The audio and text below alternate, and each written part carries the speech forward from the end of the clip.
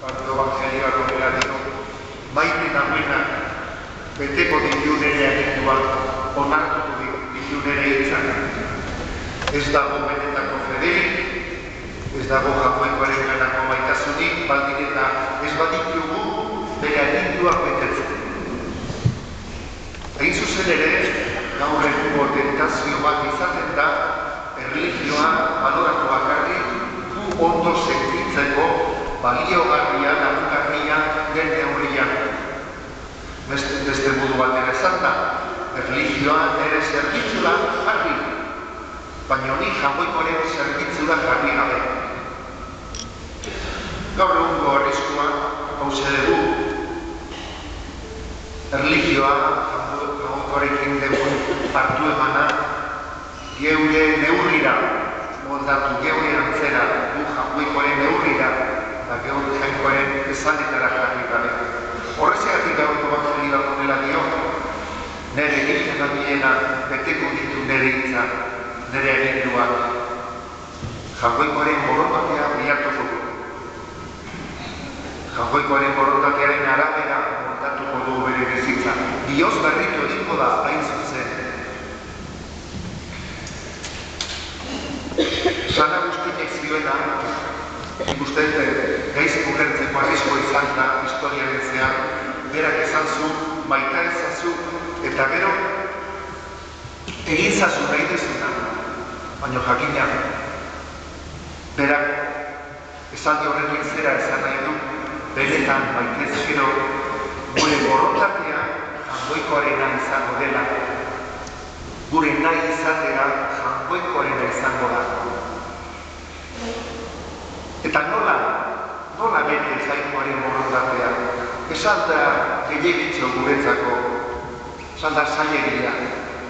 Jesusek ez gaitu bakarrik usten horreterako. Jainkoa benetan duenarengan, Jesus, Aita eta Espiritu Santua bizi dira.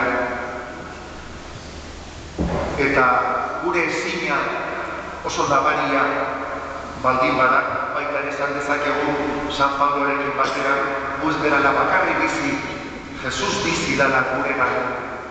Eta bere indarrez, bere graziz, jangoikoaren borondatea eta bidea ibiltzeko gai gauza gerala. Ezer gutzi gera, baina badegu fedea jangoikoaren garazinak ez gaitula bakarrikan inoiz utziko. Pentekostez gertu daukagu, Paskualdian aurreratuta gaude, eta bere doaia agintzen zaigu baita ere gaurko evangelioak. Bidaliko dizuet Espiritu Santua, berak gogoraziko dizuet nik irakatzitako guztia, eta nire hitza, nire evangelioa ulertzen lagunduko dizuet.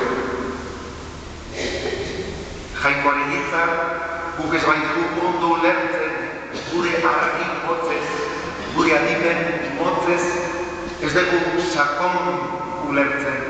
Baina Jesusek ez gaitu bakarrik uste, Espiritu Santu ematen digu. Eta ez bakarrik gutako bakoitzari, Elizari ere Espiritu hori ematen dio.